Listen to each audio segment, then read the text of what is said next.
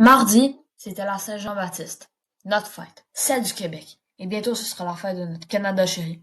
Mais bon, je l'ai mis dans le titre, mais mardi, lors de notre journée provinciale, un drame s'est produit. Serge Fiori, le cofondateur d'Harmonium, est décédé. Donc moi, ma façon de lui rendre hommage, c'est de vous résumer sa vie. Pour commencer, cet homme est né le 4 mars 1952 à Montréal, dans la Petite Italie, un quartier de Montréal.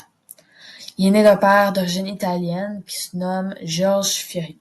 Il était un chef d'orchestre de danse. Pour la mère de Serge Fiori, on sait qu'elle était francophone, mais on sait rien de plus, malheureusement.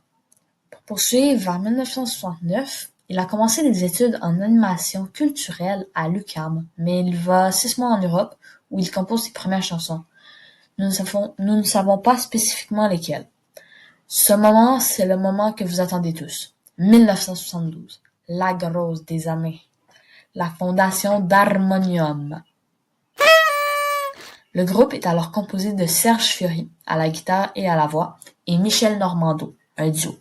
À la base, il chante et compose en anglais, mais change finalement de langue pour converger vers le français. Un an plus tard, en 1973, ça devient un trio. Louis Valois débarque après une rencontre lors d'un show à l'Université de Montréal et il joue de la basse. La même année fut leur premier spectacle au Salon de la Femme. Plus tard arriva de nombreux autres artistes.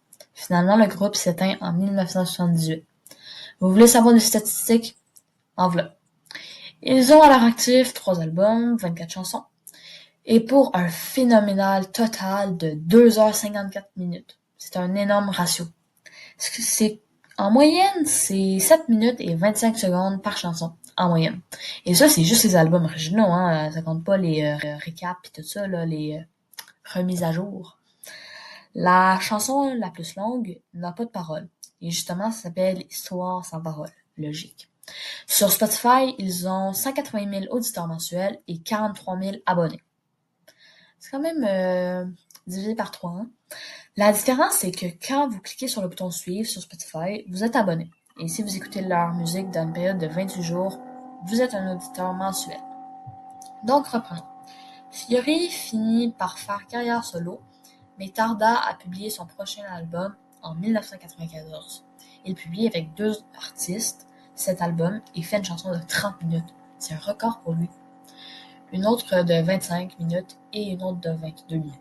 Donc vous comprendrez, dans cet album, il y a eu 3 chansons, mais assez longues, de plus de 20 minutes chacune. Il continue pour faire 3 autres albums et le 3e est en 2022, ce qui conclut son travail de chanteur. Et donc, ça débute aussi sa retraite, du même. Finalement, le chanteur Serge Fiori est décédé mardi matin dans son domicile de Saint-Henri-de-Taillon, dans la région du Saguenay-Lac-Saint-Jean, lors de la fête nationale. Aucune cause officielle n'a encore été nommée, excepté des causes d'une longue maladie, mais c'est pas très précis comme vous le voyez.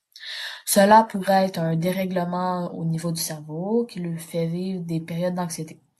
Bien que je crois que c'est peu probable qu'il soit décédé de cela, si je devais vous nommer quelque chose que j'ai appris en faisant cette vidéo, ce serait que c'est possible de faire des chansons vraiment très longues, désolé, et avoir encore de la voix pour le reste de sa vie.